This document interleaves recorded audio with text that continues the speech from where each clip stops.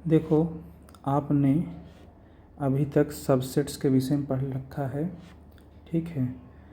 अब हम लोग ऑपरेशन के विषय में पढ़ेंगे।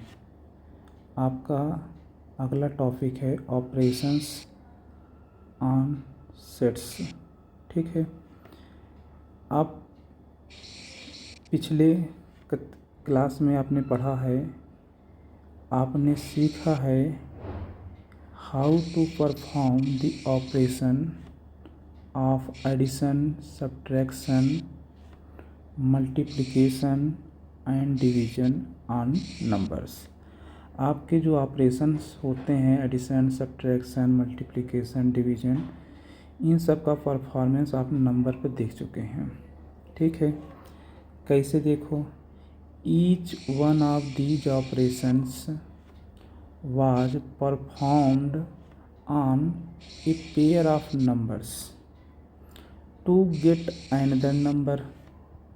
For example, when we perform the operation of addition on the pair of numbers 5 and 13, we get the number 18, ठीक है।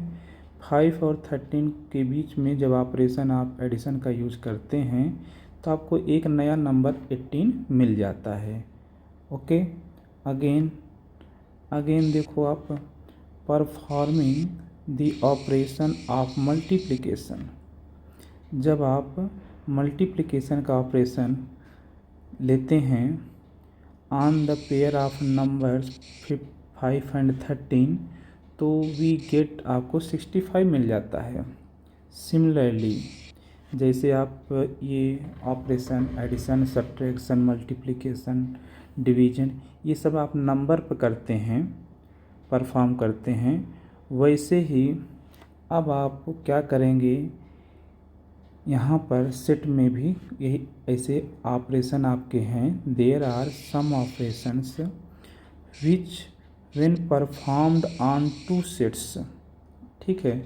टू सेट्स के बीच में आप ऑपरेशन लगाएंगे तो give rise to another set, आपको एक दूसरा सेट मिल जाएगा, ओके।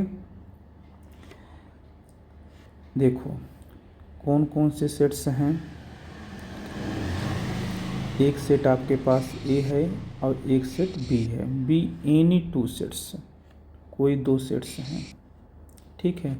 आपका पहला ऑपरेशन है union of sets. Let A and B any two sets, the union of A and B is the set, ठीक है।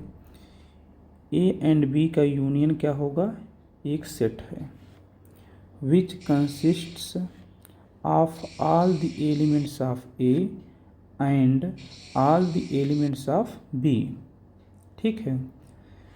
इस सेट के पास जो ए यूनियन बी का सेट है, उसके पास ए के भी सभी एलिमेंट हैं और बी के भी सभी एलिमेंट हैं। The common elements being taken only once, यदि ए और बी में जो कॉमन एलिमेंट्स हैं उनको केवल एक बार लिखेंगे। द सिंबल, ये आपके पास सिंबल है, ठीक है। इस सिंबल का यूज करेंगे आप, ओके। ये is used denote the union.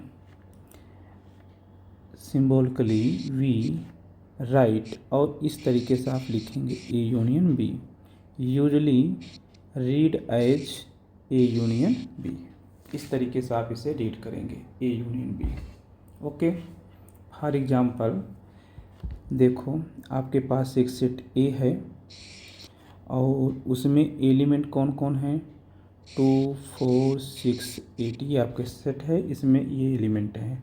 और एक सेट आपके पास बी है, उसमें एलिमेंट हैं 6, 8, 10, 12। तो ए यूनियन बी आपको क्या करना है, फाइंड करना है। तो ए यूनियन बी एक सेट होगा, ठीक है। तो कहने का मतलब ए यूनियन बी सेट है, तो कर्ली ब्रैकेट के अंदर आप रखेंगे, किसको रखेंगे, ए के सभी एलिमेंट 2, 4, 6, 8, ये तो रख देंगे। फिर उसके बाद बी के एलिमेंट रखेंगे, तो बी के एलिमेंट 6 8 पहले से रखा जा चुका है। यहाँ पर देखो लिखा गया है, यदि कॉमन एलिमेंट्स होंगे तो उसको एक बार रखना है। तो 6 8 यहाँ भी है, 6 8 यहाँ भी है, तो उसको केवल एक बार रख दिया। अब आपके पास 10 रख लेंगे, 12 रख लेंगे। तो ए यूनियन बी में ए के भी सभी एलिमेंट रखे जाते हैं और बी के भी सभी एलिमेंट रखे जाते हैं। ठीक है, तो ये आपका क्या है, ये आपका ऑपरेशन है।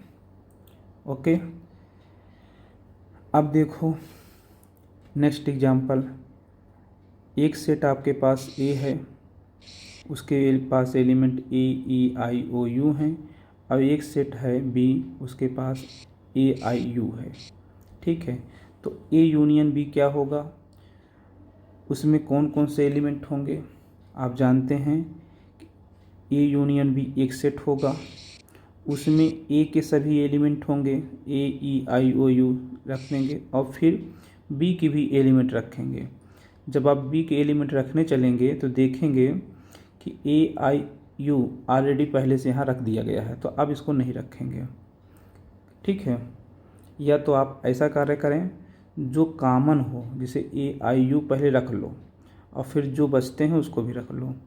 ठीक है, जैसे ए आई यू रख दिया, यहाँ से रख दिया दोनों कॉमन। अब इसमें क्या बच गया, आपका ई बच गया, ओ बच गया, इसके अंदर रख लो।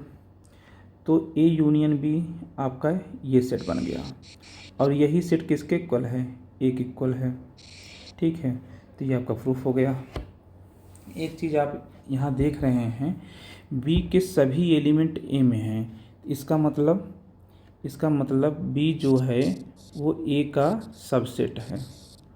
जब भी ऐसा आपको दिखे एक सेट दूसरे का सबसेट हो, तब दोनों का जो यूनियन होगा, तो दोनों का यूनियन होगा वह होगा जैसे यहाँ पर ए क्या है, सुपर सेट है। ठीक है, और बी और ए आपस में इक्वल नहीं है, तो ये बी इज प्रॉपर सबसेट हो गया।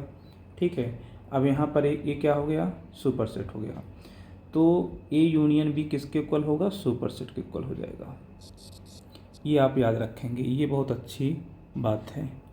ठीक है, यहाँ पर यही चीज़ लिखा गया है, if B union B subset A, then A union B is equal to A. Okay, आप इसे याद रखना। नेक्स्ट एग्जांपल देखो, लेट एक एक्स सेट है, उसके अंदर कौन कौन से ऑब्जेक्ट हैं, राम ऑब्जेक्ट है, गीता ऑब्जेक्ट है, अकबर ऑब्जेक्ट है। ठीक है, एक सेट ये है, और be the set of students of class 11th, ये क्लास 11th के स्टूडेंट हैं। ओके, इनका सेट है।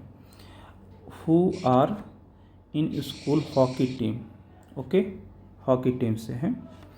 और एक सेट वाई है, वाई में कौन कौन ऑब्जेक्ट है, गीता ऑब्जेक्ट है, डेविड ऑब्जेक्ट है, अशोक ऑब्जेक्ट है। अब गीता देखो एक्स का भी ऑब्जेक्ट है, वाई का भी ऑब्जेक्ट है, देख रहे हो। ठीक है, B the sets of students from class 11th, ये भी क्लास 11th से ही हैं। Who are in the school football team, ये फुटबॉल टीम से हैं। Find X union Y. ठीक है, तो एक्स यूनियन वाई क्या होगा, ये आपका एक सेट होगा। तो इस सेट है तो इसलिए कर्ली ब्रैकेट के अंदर एलिमेंट रखे जाएंगे। एक्स के सभी एलिमेंट रख दो, वाई के सभी एलिमेंट रख दो। तो मैंने कहा कि सबसे पहले आप जो दोनों एलिमेंट जो दोनों में होते हैं उसको रख दो। दोनों में कौन है, देखो गीता दोनों में है ना। गीता को लिख दो पहले, गीता को लिख दिया। अब रखो आप एक्स के एलिमेंट रखो, राम, गीता तो आपने पहले ही लिख दिया, अकबर। अब आप वाई के एलिमेंट रखो, गीता आपने लिख दिया, डेविड, और फिर अशोक। ठीक है, ये आपका क्या हो गया, ये आपका एक्स यूनियन वाई हो गया। इसमें एक्स के भी सभी एलिमेंट हैं और वाई के भी सभी एलिमेंट हैं। ठीक है, फिर यहाँ पर क्या कहा है, यहाँ पर आपको इंटरप्रेट करना है इस सेट के विषय में। तो चलो बता दूँ आप क्या क्या चीज़ कैसे कैसे है। तो this set is this set of students from class 11th who are in hockey team. इस सेट में हॉकी टीम के भी मेंबर हैं या फुटबॉल टीम के भी मेंबर हैं या दोनों हैं। ओके, इस तरीके से आपने ये बता दिया है। ओके, अब एग्जाम्पल की हेल्प से अब आप डिफिनीशन देखेंगे। ठीक है, डिफिनीशन क्या कहता है सुनो आप। The union of two sets A and B. Okay, क्या है ये, इज दिस सेट। जैसे आप टू नंबर के बीच में जब कोई ऑपरेशन लगाते हैं, जैसे यहाँ पर आपने देखा कि आपके पास टू नंबर्स हैं 5 एंड 13 हैं, इनके बीच में जब आपने ऑपरेशन एडिशन का लगाया तो आपको एक नया नंबर मिला 18। ठीक ना। अब जो ये 18 है वह न तो 5 के ही इक्वल है न तो 13 के ही इक्वल है। ठीक है, यहाँ पर तो इस तरीके से 5 और 13 के बीच में जब आपने ऑपरेशन को लगाया तो एक नया नंबर मिल गया। ठीक वैसे ही या कहो 5 और 13 के बीच में जब आपने मल्टीप्लिकेशन का ऑपरेशन लगाया तो आपको एक नया नंबर 65 मिल गया। ठीक वैसे ही ए यूनियन ए और बी के बीच में, ए एंड बी के बीच में जब आप ऑपरेशन यूनियन लगाएंगे तो आपको एक नया सेट मिल जाएगा। ए एक सेट है, बी एक कोई दूसरा सेट है, और दोनों के बीच में जब ऑपरेशन आपने यूनियन लगाया तो आपको एक नया सेट मिल जाएगा जिसे आप क्या बोल रहे हैं, सी बोल रहे हैं। The union of two sets A and B is this set C, एक नया सेट सी मिल गया। ओके, और इस सेट सी के पास में, इस सेट सी के पास में विच consists of all those elements which are either in A or in B। ठीक है, इस सेट के अंदर में वो एलिमेंट होंगे जो ए में होंगे या बी में होंगे। यदि ए में नहीं है तो पक्का वो एलिमेंट बी में है, अब बी में नहीं है तो ए में है। तो ए सी में कौन कौन से एलिमेंट होंगे, सभी एलिमेंट होंगे, कहने का मतलब है। ठीक है, अच्छा अब इसी चीज़ को यहाँ पर लिख दिया गया है। देखो यहाँ पर लिखा गया है including those which are in both. Okay, अब इसी चीज़ को बेटा जी सिंबल्स के फॉर्म में कैसे आप इसको लिखेंगे, ये देखो बहुत ही इसी को आपको याद रखना है। ए यूनियन बी लिखा गया है तो इसको आप लिखेंगे this set of all x such that x belongs to A और x belongs to B. A union B में एलिमेंट कौन होगा, एक्स होगा।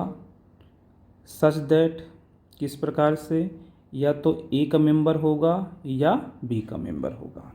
ओके, यहाँ पर देखो बेटा जी 2 सेट्स या 3 सेट्स के बीच में आपस में कैसा रिलेशन है, इसको रिप्रेजेंट करने के लिए डायग्राम का यूज किया जाता है जिसे बोलते हैं वेन डायग्राम। ठीक है, वेन डायग्राम में एक रेक्टेंगल होता है, जैसे यहाँ पर देख रहे हो यह एक रेक्टेंगल है। ठीक है, इस रेक्टेंगल में जो भी एलिमेंट होते हैं वो सारे एलिमेंट यूनिवर्सल सेट के होते हैं। इस सेट में, इस रेक्टेंगल में के अंदर जो भी एलिमेंट होंगे वो सब किसके एलिमेंट होते हैं, यूनिवर्सल सेट के, इसलिए इसे यू बोला जाता है। यह रेक्टेंगल किसको रिप्रेजेंट करता है, यूनिवर्सल सेट को। ये आपका रेक्टेंगल किसको रिप्रेजेंट करता है, यूनिवर्सल सेट को। और इस रेक्टेंगल के अंदर कुछ क्लोज्ड कर्व होंगे जैसे कि सर्कल, ये सेट को डिनोट करेंगे। ये किसको डिनोट करेंगे? सेट के। देखें यहाँ पर आपके 2 सर्कल हैं। एक सर्कल आपका ये है जिसे सेट ए बोलेंगे आप, और एक सर्कल आपका ये है जिसे सेट बी बोलेंगे। ठीक है, सेट ए सेट बी इसी रेक्टेंगल के अंदर रहेगा। और यहाँ पर तुम देख रहे हो ए यूनियन बी एक सेट होगा। उसके अंदर कौन कौन से एलिमेंट होंगे? ए के सभी एलिमेंट होंगे, उसको कलर कर दिया गया। और फिर बी के सभी एलिमेंट होंगे, ए के भी सभी एलिमेंट होंगे और फिर बी के। तो इसलिए यहाँ पर ए यूनियन बी को वह पोर्शन दिखाया गया है कलर करके। ठीक है, देखो the union of 2 sets represented by Venn diagram as shown in figure 1.4। ठीक है, कौन सा पोर्शन है? ये आपका 10 साइडेड पोर्शन इन फिगर 1.4 जो ये आपका कलर किया गया है। ये कलर किया गया है, सर्कल ए को कलर किया गया है और सर्कल बी को, दोनों को कलर किया गया है। और ये बता रहा है यह आपका ए यूनियन बी है। ओके, तो ए यूनियन बी भी किसके अंदर है? रेक्टेंगल के अंदर है। ठीक है, अब इसके पास कुछ प्रॉपर्टीज हैं, बहुत ही इम्पोर्टेंट प्रॉपर्टी हैं। ठीक है, यूनियन की sum property of the operation of union. Okay, first property है ए यूनियन बी को आप लिख सकते हो बी यूनियन ए। जैसे नंबर में आप लिखते हो ना, जैसे एक नंबर 3 है, एक नंबर 3 है और एक नंबर 5 है, तो 3 + 5 को आप क्या लिख सकते हो? 5 + 3 लिखते हो ना। ऐसा लिखते हो कि नहीं लिखते हो? कहीं 3 + 5 है तो उसको 5 + 3 आप लिख देते हो ज़रूरत पड़ने पर। तो ठीक वैसे ही यहाँ पर ए यूनियन बी को आप बी यूनियन ए लिख सकते हो। ओके, तो जैसे यहाँ 3 + 5 कितना आएगा? 8 आएगा, तो इधर भी 8 आएगा। तो वैसे ही ए यूनियन बी किसके इक्वल आएगा? सी के इक्वल आएगा। तो इधर भी सी आएगा, इधर भी सी आएगा। इस लॉ को बोलते हैं कम्यूटेटिव लॉ। इस लॉ को बोलते हैं, ये कौन सा लॉ है? कम्यूटेटिव लॉ है। इसे आप याद रखना है। कौन सा लॉ है? Commutative law. ओके, ऐसे ही ए यूनियन बी आप फाइंड करेंगे, उसके साथ फिर से यूनियन सी करेंगे, उसको आप लिख सकते हैं बी यूनियन सी, फिर ए यूनियन सी। ठीक है, यहाँ पर कम्यूटेटिव में 2 सेट लेते हैं, यहाँ पर 3 सेट लेते हैं, ए बी सी, यहाँ पर केवल 2 सेट्स। इस लॉ को बोलते हैं एसोसिएटिव लॉ। ओके, अब देखो ए यूनियन फाई किसके इक्वल होता है? ए के इक्वल होता है। और यह लॉ बोला जाता है लॉ ऑफ आइडेंटिटी एलिमेंट।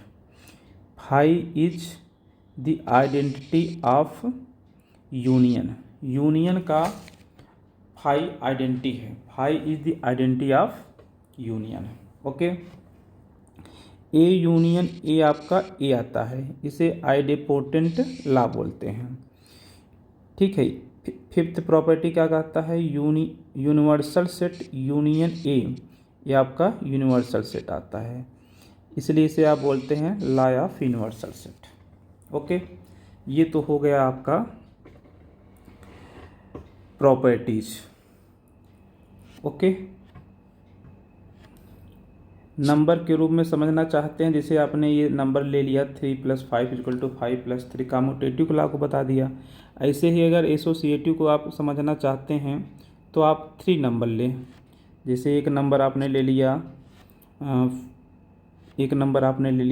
2, एक नंबर ले लिया 5, एक नंबर ले लिया 7।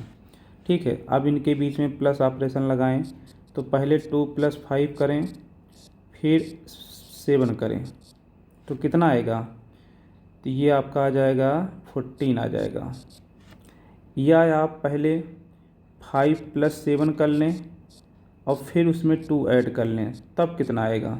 तब भी 14 आएगा। इसका मतलब ये आपस में इक्वल हैं, तो ये भी आपस में इक्वल हैं।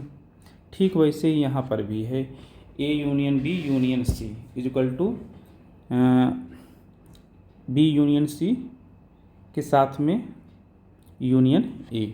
ओके, इसे एसोसिएटिव लॉ बोलते हैं। ये तो हो गया एसोसिएटिव के लिए। अब जैसे जीरो आपका क्या होता है, आइडेंटिटी एलिमेंट होता है। ठीक है, जैसे 2 में आप जीरो को ऐड करेंगे तो क्या पाएंगे, 2 पाएंगे, या 5 में जीरो को ऐड करने पर क्या मिलेगा, 5 मिलेगा। तो ये कहने मतलब किसी भी नंबर में आप जीरो को ऐड करेंगे तो हमको फिर से वही नंबर मिल जाता है। ठीक वैसे ही कोई आपके पास सेट है, उसमें 5 और ए दोनों के बीच में यूनियन लगाएंगे तो हमको वही सेट मिल जाएगा, ए ही मिल जाएगा। ठीक है,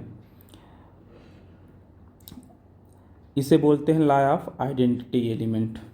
ओके, और ये दोनों उसके बाद के जो हैं इसे आप याद रखें, ये आपका A union A equal to A होता है। इसे आइडेम्पोटेंट लॉ बोलते हैं। यूनिवर्सल सेट यूनियन ए आपका ये होता है। ओके, ये तो आपका हो गया ऑपरेशन यूनियन के लिए। तो जैसे यूनियन को आप, यूनियन का सिंबल क्या है आपका, यूनियन का सिंबल आपका इस तरीके से आपने देखा, ऐसे ये इस तरीके से ये यूनियन का सिंबल है, ये ऑपरेशन है। ये जब ऑपरेशन 2 सेट के बीच में लगेगा तो एक नया सेट दे देगा। वैसे ही इंटरसेक्शन का सिंबल ऐसे होता है, ठीक इस तरीके से होता है। ये भी 2 सेट के बीच में लगेगा तो एक नया सेट दे देगा। चलो अब इंटरसेक्शन के विषय में हम लोग देखते हैं। ठीक है, intersection of sets. The intersection of sets A and B is this set. जैसे ए यूनियन बी क्या था, आपका एक सेट था, वैसे intersection of sets A and B is the set of all the elements which are common to both A and B. कहने मतलब इसमें इस सेट के अंदर वही एलिमेंट आएंगे जो ए में भी हों और बी में भी हों, कहने कॉमन एलिमेंट आएंगे। और इसका सिंबल मैंने देखो बताया कि ऐसे बनता है। ओके, यह डिनोट किसको करता है, इंटरसेक्शन को करता है। The intersection of 2 sets A and B is the set of all those elements which belong to both A and B. वह एलिमेंट लेंगे जो दोनों में बिलोंग करते हैं। ठीक है, अब इसको कैसे लिखते हैं, आप इस तरीके से लिखते हैं, ए इंटरसेक्शन बी।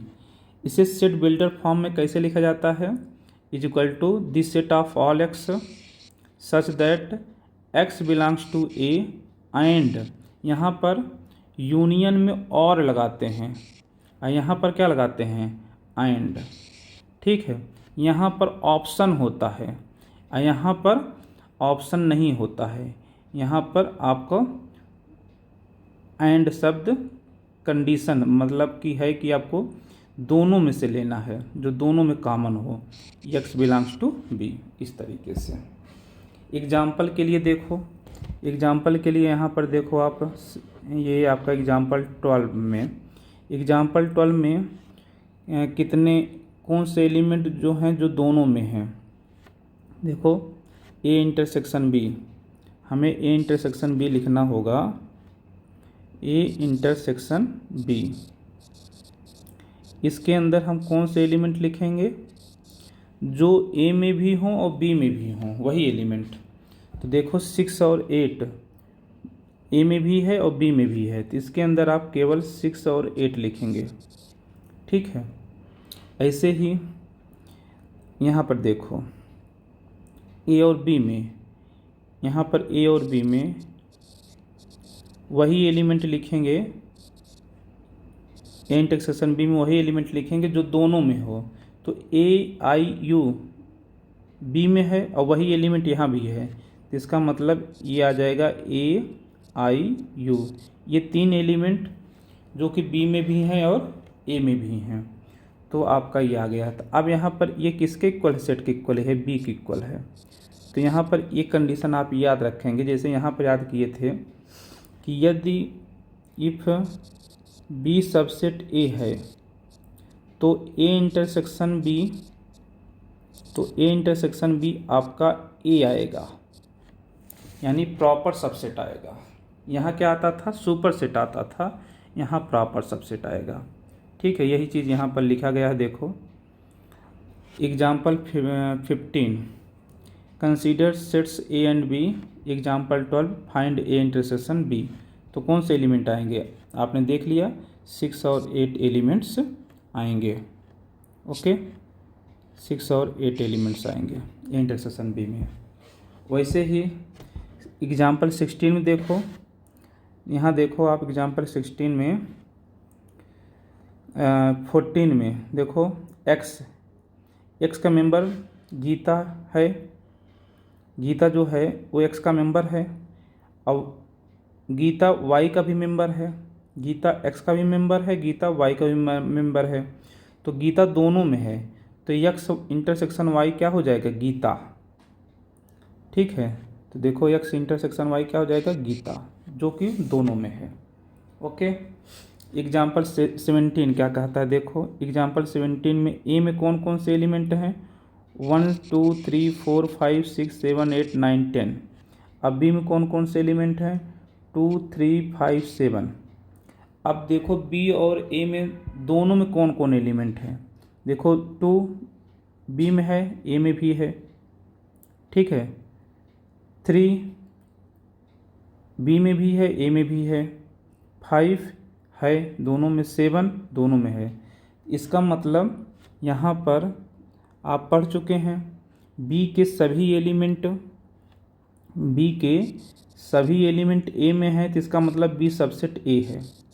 ठीक है, और जब बी सबसेट ए है, इस केस में ए इंटरसेक्शन बी किसके इक्वल आएगा, यहाँ बी प्रॉपर सबसेट है ना, तो यहाँ पर प्रॉपर सबसेट के इक्वल हो जाता है, बी के इक्वल हो जाता है। यहाँ पर यही चीज़ लिखा गया है। देखो ए इंटरसेक्शन बी किसके इक्वल आ जाएगा, बी के इक्वल आ जाएगा। यदि बी सबसेट है तो आप ये शर्त याद रखना, बहुत ही इम्पोर्टेंट है ये। डायरेक्ट आप लिख दो if B is subset of A, ठीक है, then A intersection B equal to B. Okay, यहाँ पर समझा दिया गया है इसी चीज़ को। एग्जाम्पल 7 सॉरी डिफिनीसन 7 यही जो आपने इंटरसेक्शन पढ़ा, इसी का डिफिनीसन अब लिखने जा रहा है। ओके, क्या लिखेगा डिफिनीसन, देखो the intersection of two sets A and B is this set. Okay, two sets का इंटरसेक्शन एक सेट होता है। ठीक है, अब इसके अंदर क्या होते हैं, of all those elements which belong to both A and B. इसके अंदर वही एलिमेंट होते हैं जो दोनों में बिलोंग करते हैं। इसको सिंबल फॉर्म ऐसे लिखते हैं, ए इंटरसेक्शन बी। ठीक है, और सेट बिल्डर फॉर्म में कैसे लिखा जाएगा इसे, this set of all x such that x belongs to A and X belongs to B. जैसा कि मैंने बताया, इंटरसेक्शन में एंड लगता है और यूनियन में देखो क्या लगता है, और लगता है, ये आप याद रखना। ओके, अब यहाँ पर देखो रेक्टेंगल किसको बता रहा है, यूनिवर्सल सेट को। इस रेक्टेंगल के अंदर 2 सर्कल है, एक सर्कल ए को बता रहा है, दूसरा सर्कल बी को बता रहा है, और दोनों आपस में इंटरसेक्ट कर रहे हैं। तो इंटरसेक्ट करने के बाद ये पोर्शन जो है, जो कलर किया गया है पोर्शन, ठीक, यह पोर्शन दोनों में आ रहा है, ए में भी आ रहा है और बी में भी आ रहा है, इसलिए इस पोर्शन का नाम है ए इंटरसेक्शन बी। ठीक है, ये एक क्लोज्ड कर्व है। रेक्टेंगल के अंदर कोई भी क्लोज्ड कर्व यदि है वो किसी सेट को बताएगा। यहाँ पर भी ये देखो एक क्लोज्ड कर्व है। ठीक है, इसलिए इसे आप सेट बोलेंगे, और यह जो सेट है उसको कहेंगे ए इंटरसेक्शन बी। अब आपके दिमाग में आ रहा होगा कि एक क्लोज्ड कर्व तो ये भी है, ये भी एक क्लोज्ड कर्व है, ये एक अलग क्लोज्ड कर्व है, ये भी तो एक कर्व है, तो इसका मतलब ये भी एक सेट है। तो आप कहोगे हाँ ये भी एक सेट है। फिर आप कहोगे तो ये भी एक कर्व, एक क्लोज्ड कर्व है, तो ये भी एक सेट बन गया। ये भी देखो एक क्लोज्ड कर्व है, तो ये भी एक सेट बन गया। तो आप कहोगे हाँ ये भी एक सेट बन गया। अब यहाँ पर ये भी देखो आपका एक क्लोज्ड कर्व है, तो ये भी एक सेट बन गया। तो हाँ ये भी एक सेट है। लेकिन अभी इन सब सेट के विषय में अभी हम नहीं आपसे चर्चा करेंगे, ये आगे आपको हम बताएंगे। सबका नाम है, जैसे इसका नाम आपने क्या बताया, ए इंटरसेक्शन बी बताया, ठीक वैसे ही इस रेक्टेंगल के अंदर जितने भी क्लोज्ड कर्व हैं सब सेट हैं, उनका पर्टिकुलर नाम है। ठीक है, उनका अपना पर्टिकुलर नाम है, उसके विषय में हम लोग आगे चर्चा करेंगे। ठीक है, अब आगे देखो। अब ज़रा आप इस डायग्राम को देखो, फिगर 1.6 में जो डायग्राम है, ये भी एक रेक्टेंगल है जो यूनिवर्सल सेट को रिप्रेजेंट कर रहा है। इसके भी अंदर 2 सर्कल हैं, एक सर्कल एक नाम दिया गया, दूसरा सर्कल बी दिया गया है। ये एक दूसरे के टच नहीं कर रहे हैं, न तो एक दूसरे को कट कर रहे हैं, दोनों अलग अलग सर्कल रेक्टेंगल के अंदर दिख रहे हैं। इसका मतलब इस कर्व रेक्टेंगल, जैसे ये आपका है सर्कल ए में के अंदर जितने भी पॉइंट हैं, ठीक है, इसके अंदर जो भी पॉइंट होंगे वो सब ऑब्जेक्ट कहलाएंगे सेट ए के। और वैसे ही सर्कल बी के अंदर जितने भी ऑब्जेक्ट होंगे, सर्कल बी के अंदर जितने भी ऑब्जेक्ट होंगे वो सेट बी के ऑब्जेक्ट कहलाएंगे। तो आप देख रहे हो सर्कल ए के अंदर जो ऑब्जेक्ट है वो सर्कल बी का मेंबर नहीं है, और जो सर्कल बी के अंदर जो ऑब्जेक्ट होंगे वो सर्कल ए के मेंबर नहीं हैं। ठीक है, इसका मतलब ए और बी में एक भी एलिमेंट कॉमन नहीं है, एक भी एलिमेंट कॉमन नहीं है। एग्जाम्पल के रूप में अगर हम लोग देखना चाहें, जैसे एक सेट ले लिया आपने ए में ले लिया आपने 1 3 5, और एक सेट ले लिया बी, अब बी में ले लिया 2 4। ठीक है, तो अब देखो ए में कितने एलिमेंट हैं, 3 एलिमेंट हैं, बी में कितने एलिमेंट हैं, 2 एलिमेंट हैं। तो ये ए और बी में ऐसा कोई एलिमेंट नहीं है कि जो दोनों में है। ठीक है, कहने का मतलब ए इंटरसेक्शन बी क्या आएगा, इसके अंदर कितने एलिमेंट आएंगे, एक भी एलिमेंट नहीं आएंगे। तो कहने का मतलब इसके अंदर एक भी एलिमेंट नहीं आएगा, तो कहने का मतलब ए इंटरसेक्शन बी किसके इक्वल हो गया, 5 के इक्वल हो गया। ओके, यही चीज़ यहाँ पर लिखा गया है, if A and B are 2 sets such that A intersection B is equal to 5, दोनों के बीच में एक भी एलिमेंट नहीं है, तो आप कहेंगे A intersection B is equal to 5, then A and B called disjoint set. ऐसे में इसको क्या कहते हैं, डिसजॉइंट सेट कहते हैं। एग्जाम्पल में ले लिया है 2 4 6 8, अब बी में ले लिया है 1 3 5 7। अब आप देख रहे हो ए एंड बी कैसे सेट्स हैं, डिसजॉइंट सेट्स हैं। ऐसे इस केस में ए और बी को क्या बोलेंगे आप, डिसजॉइंट सेट बोलेंगे। क्यों ऐसा बोलेंगे, because there are no elements which are common to A and B. Okay, this disjoint set can be represented by means Venn diagram shown figure 1.6, अलग अलग दिखा दिया गया है, जिसका मतलब डिसजॉइंट्स है। ओके, जैसे अभी आपके प्रॉपर्टी यूनियन के लिए था, वैसे ही प्रॉपर्टी आपके किसके लिए है, इंटरसेक्शन के लिए है।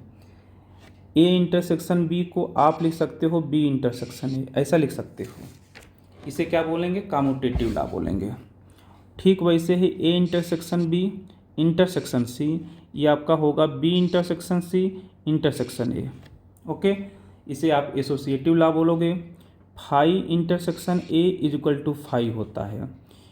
Universal set intersection A is equal to A होता है।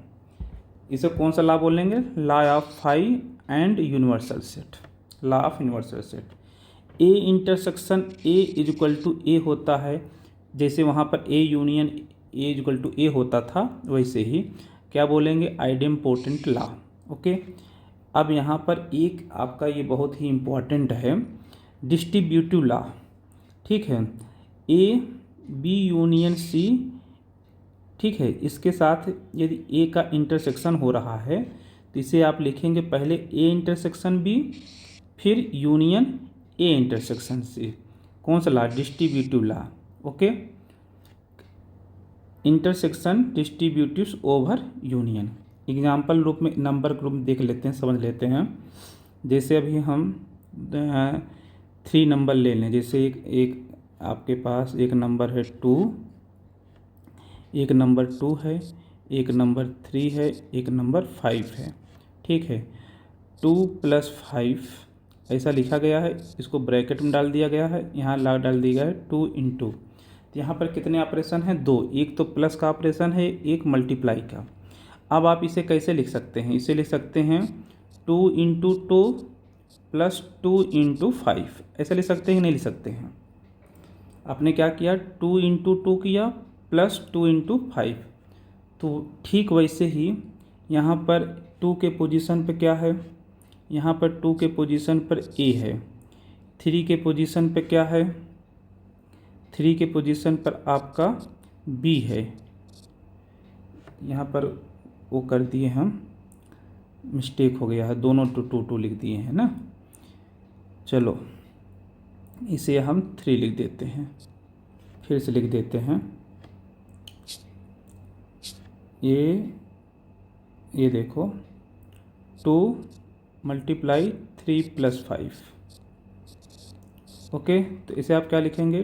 2 × 3 + 2 × 5 ऐसे लिखेंगे। तो ए के 2 के पोजीशन पे क्या है? यहाँ पर ए है, 3 के पोजीशन पे क्या है? बी है, और 5 के पोजीशन पर क्या है? सी है। इसके पोजीशन पर इंटरसेक्शन है, और इसके पोजीशन पर क्या है? यूनियन है। तो आप देखो ऐसे रखोगे तो यह आपका हो जाएगा 2 के पोजीशन पर ए मल्टीप्लाई के पोजीशन पर इंटरसेक्शन, फिर ब्रैकेट, 3 के पोजीशन पर बी, प्लस के पोजीशन पर यूनियन, 5 के पोजीशन पर सी। तो क्या हो जाएगा? ए इंटरसेक्शन बी, यानी A intersection B, A intersection B, फिर प्लस के पोजीशन पे यूनियन, फिर ए इंटरसेक्शन सी। ठीक है, ऐसे। तो वही चीज़ यहाँ पर लिखा गया है। यहाँ पर मल्टीप्लिकेशन ओवर एडिशन, तो वैसे ही यहाँ पर intersection distributive over addition, union. Okay, ये तो समझने के लिए बताया है मैंने। जैसे नंबर सिस्टम में चलता है वैसे ही आपका यहाँ सेट में भी चलता है ऑपरेशन, ये आप याद रखना। ओके, यहाँ पर देखो कुछ डायग्राम आपको दिखाया गया है। फर्स्ट डायग्राम देखो, एक रेक्टेंगल है, यू को रिप्रेजेंट कर रहा है, और इसमें 3 सर्कल हैं। एक सर्कल ए है, दूसरा सर्कल बी है, और जो सबसे बड़ा है वो सर्कल सी है। ओके, तुम देख रहे हो सर्कल बी और सर्कल सी को क्या किया गया है? कलर किया गया है। तो ये किसको बता रहा है? बी के पूरा कलर किया गया है, सी को भी पूरा कलर किया गया है, तो ये बी यूनियन सी को बताएगा। ओके, अब देखो सेकंड फिगर में देखो, यहाँ पर कौन सा पोर्शन कलर है? देखो ये सर्कल ए है, बी है, सी है, तो कौन कौन सा पोर्शन कलर है? ए और बी के बीच ये वाला जो पोर्शन देखो, ये वाला पोर्शन जो कलर है, ये वाला ए में भी है और बी में भी है। ठीक है, और ये वाला, फिर उसके बाद ये वाला कलर देखो, ये वाला ए में भी है और सी में भी है। ठीक है, तो इसका नाम क्या पड़ गया? B union C, intersection A. इसको अगर आप लिखना चाहें तो कैसे लिखेंगे, ए इंटरसेक्शन बी, ठीक है, यूनियन ए इंटरसेक्शन सी, ऐसे लिखेंगे। अभी अभी अपने प्रॉपर्टी से का यूज़ किया, देखो ये वाला प्रॉपर्टी, फिफ्थ प्रॉपर्टी से, इसको ऐसे लिखेंगे। तो A intersection B, A intersection B जो ए और बी में जो है उसको भी कलर किया गया है। ये देखो ये किसको बता रहा है, ए इंटरसेक्शन बी को बता रहा है। जैसे यहाँ पर देखो ये किसको बता रहा था, ये ए इंटरसेक्शन बी को बता रहा था। ए में भी है और बी में भी है, ठीक वैसे ही यहाँ पर ये किसको बता रहा है, ए इंटरसेक्शन बी को बता रहा है, तो यहाँ पर ए इंटरसेक्शन बी है। और ये अलग किसको बता रहा है, ये अलग ए इंटरसेक्शन सी को बता रहा है, ये बता रहा है। फिर दोनों को मिला दो, दोनों को मिला दो तो ये किसको बता रहा है, ये आपको बता रहा है A intersection B union C को।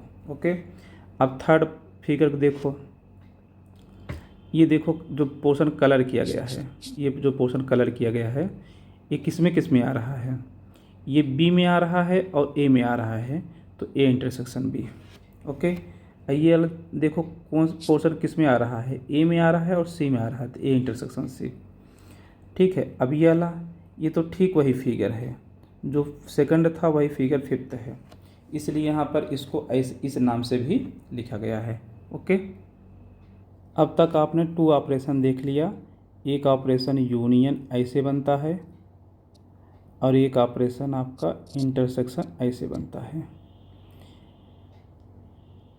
इस ऑपरेशन का यूज 2 सेट के बीच में करते हैं, इस ऑपरेशन का भी यूज 2 सेट के बीच में करते हैं, और एक नया सेट्स में मिल जाता है दोनों ऑपरेशन की हेल्प से। ठीक है, अब ऐसे ही एक ऑपरेशन और है, वो आप देखो कौन सा ऑपरेशन है, difference of sets.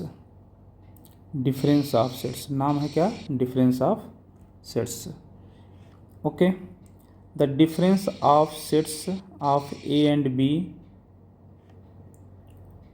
In this order is the set of elements which belongs to A but not B।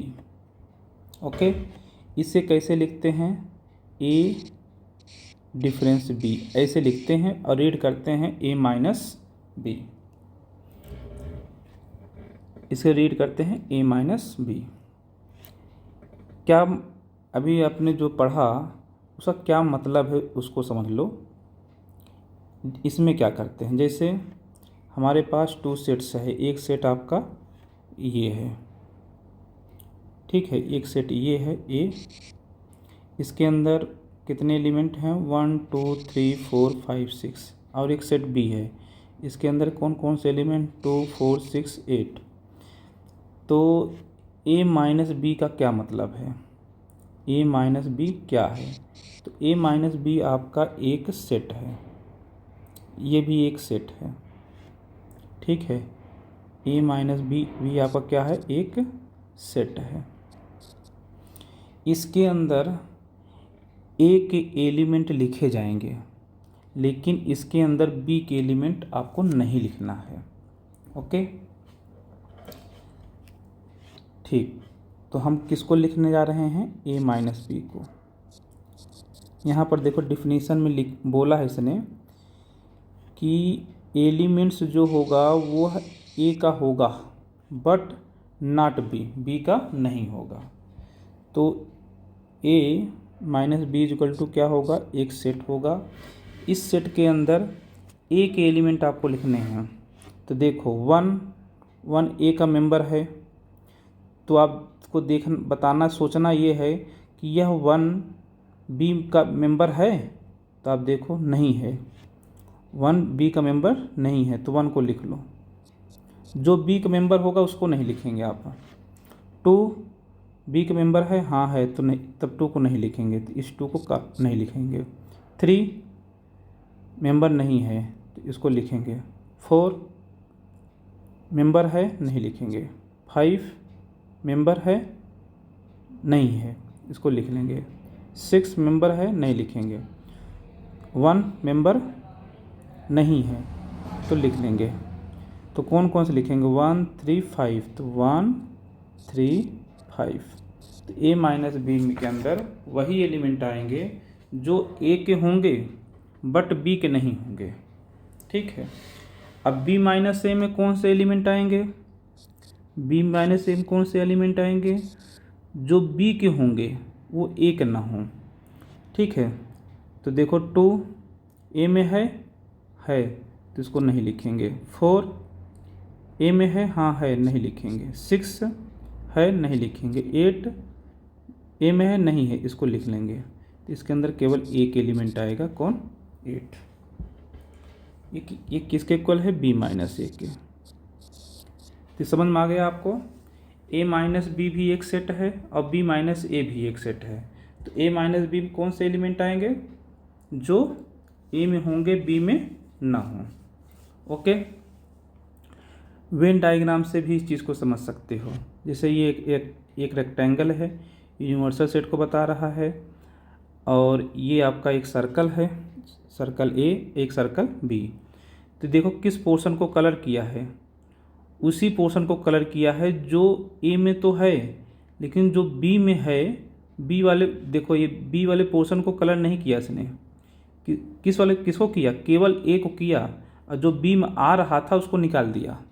देखो ये पोर्शन किस में आ रहा था, ये पोर्शन बी में आ रहा था, तो इसको निकाल दिया।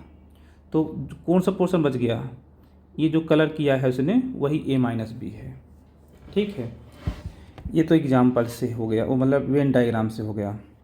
अब देखो एग्जाम्पल 19, वी में ये एलिमेंट हैं ए ई आई ओ यू, और बी में क्या है, ए आई के यू है। ठीक, आपको क्या पता करना है, वी माइनस बी। ठीक है, तो आप क्या करो, वी के एलिमेंट लिखो, लेकिन जब वो बी का होगा तो मत लिखना। ए देखो है, ए को नहीं लिखोगे, ए को नहीं लिखोगे, ए को नहीं लिखोगे क्योंकि ए बी में है, ई बी में है नहीं है, तो इसको लिख लोगे। आई बी में है, हाँ है, तो नहीं लिखोगे इसको। ओ नहीं है, लिख लोगे। यू नहीं लिखोगे। तो वी माइनस बी में कौन कौन से लिखोगे, ई ए, देखो ई, इसे ई ओ है, ये देखो लिखा गया है, समझ में आ गया। वी माइनस बी में वही एलिमेंट होंगे जो बी के होंगे वो बी के ना हों। ठीक है, ऐसे बी माइनस बी में केवल के लिखेंगे आप। अब यहाँ पर तुम देख रहे हो जो वी माइनस बी सेट है वो बी माइनस बी के इक्वल नहीं है। ओके, ऐसे ही ए माइनस बी की डिफिनीसन क्या बनता है उसे आप याद रखना है, ये आपको याद रखना है। A minus B is equal to this set of all x such that x belongs to A but x does not belongs to B. ये कहने मतलब एक्स ए का मेंबर होगा और बी का मेंबर नहीं होगा। ओके, अब यहाँ पर ध्यान दें, this sets A minus B, A intersection B, अब बी माइनस ए। जैसे अभी हम आपसे कह रहे थे, यहाँ पर फिगर बनाए थे, देखो ये फिगर बनाए थे ना, यहाँ पर देखो बात कर रहे थे ना कि ये किसको बताएगा। चलो अब यहाँ पर लिख देते हैं, ये किसको बताएगा, ये आपको ए माइनस बी को बताएगा। और ये किसको बताएगा, ये केवल ये बी माइनस ए को बताएगा। और ये किसको बताएगा, ए इंटरसेक्शन बी को बताएगा।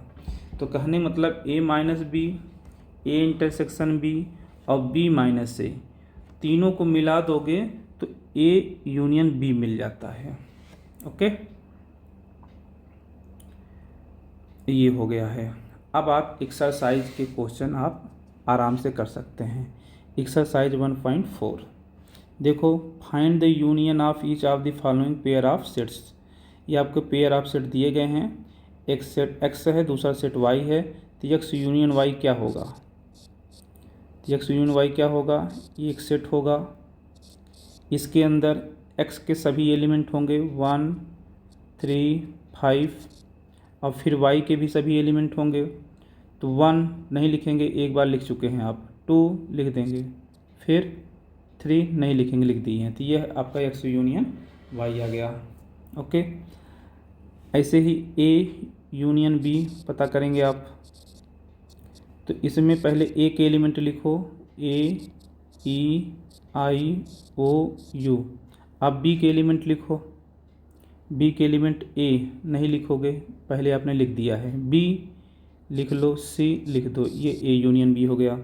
अब यहाँ पर देखो दोनों सेट बिल्डर फॉर्म में लिखे गए हैं, तो ए को पहले आप किस में लिख लो, रोस्टर फॉर्म में लिख लोगे, तो पहले रोस्टर फॉर्म में लिख लो। तो